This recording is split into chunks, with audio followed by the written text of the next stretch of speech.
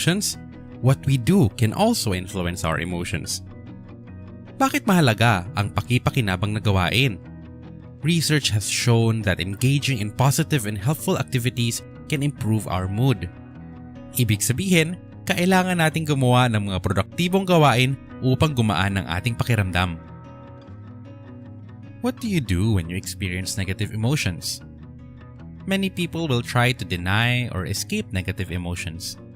But in the previous module, we learned that if we are to manage our emotions, we need to first acknowledge them.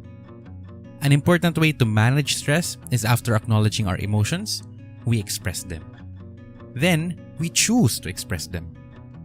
This is where mindfulness helps because it teaches us to accept and to let go of our emotions without judging ourselves. Okay lang na aminin sa sarili na nagagalit ka, nagsiselos ka, naiinis ka, nasistress ka. Pero pag na-acknowledge natin ang mga emosyon na ito, okay lang din na i-let go ang mga ito habang humihinga ng paloob at palabas. Other than expressing our emotions through mindfulness, other people release intense emotions by physically doing something.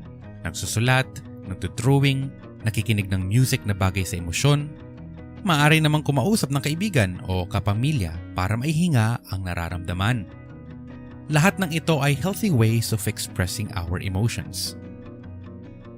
Other than expressing emotions, many manage their negative emotions through distraction tulad ng hobbies, recreation at exercise. Ang exercise ay magandang strategy kasi pag tayo ay nag-exercise, our bodies produce endorphins that make us feel happier. Ang expression ng emosyon ay mahalaga lalo na kapag intense ang nararamdaman natin. Pwede natin i-discern alin sa mga activities ang pinaka nakakatulong sa atin base sa epekto niya sa atin. When you are feeling negative emotions, you can put a number to it. After you engage in activities to express or distract yourselves, you can rate your feelings again to see ano nga bang activities ang naging helpful sa iyo. Matanong ko nga kayo, when you feel strong and negative emotions, which of these do you use?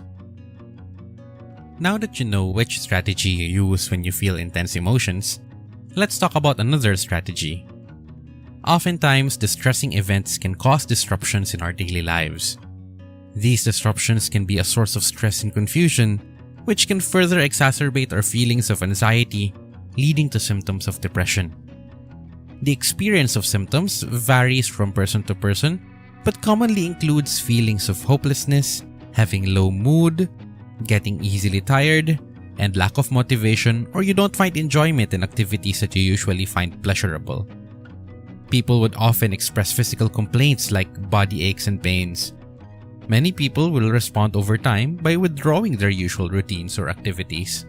The problem is when we feel down, we often get into what is called a cycle of inactivity or low mood. When we feel down, we don't feel like doing things we normally would do. The problem is, the withdrawal from our regular activities only causes the low mood to continue. The lower a person feels, the more difficult it is for them to start doing things over again. Thus, it is important to break this cycle. Paano natin may iwasan itong cycle na ito? What we can do is to have a routine of positive activities despite our low mood. This can include normal household chores, cooking, laundry, cleaning the house.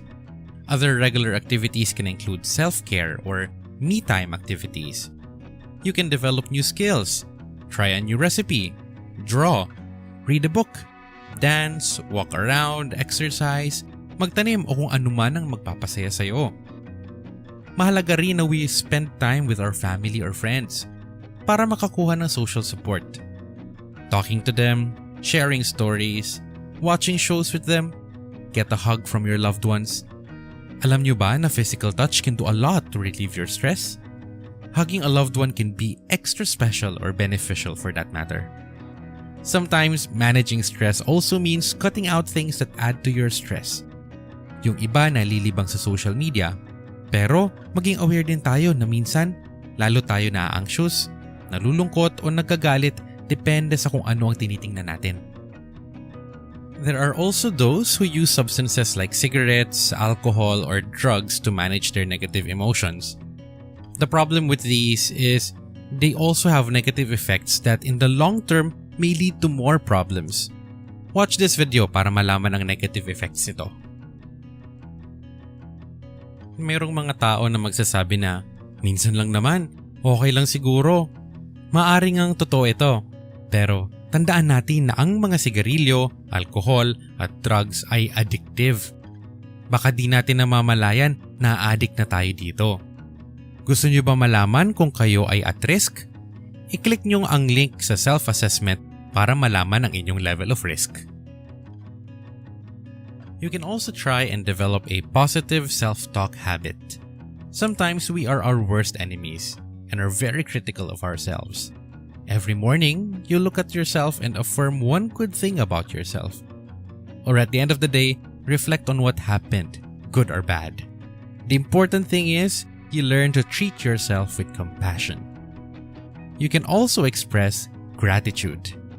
Gratitude helps you recognize all the things that you are thankful for or grateful for, all the blessings. Prayer can be a very powerful tool for healing our spirits as well.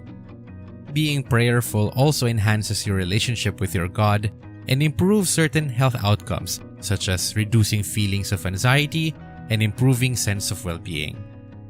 Whatever these positive activities are, the important thing is we do them regularly. Hindi ba when we talk about being physically healthy, ang ibig sabihin, halimbawa, nag-exercise tayo regularly, hindi yung once a year lang? Ganon din ang mental health.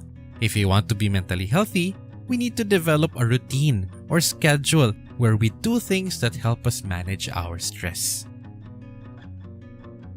Sige nga, let's do a short exercise. Take a piece of paper and fold it into 3 parts. In each column, write down stop, start, continue doing.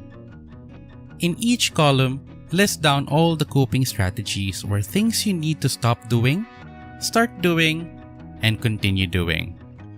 For activities that you need to start or continue doing, put a goal on how often you want to be doing this.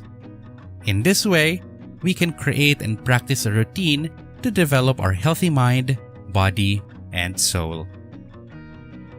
So, here are the few things that we've discussed from today's session. The first one is that we can cope with negative emotions by expressing them or distracting ourselves from them. In crisis, individuals usually feel low.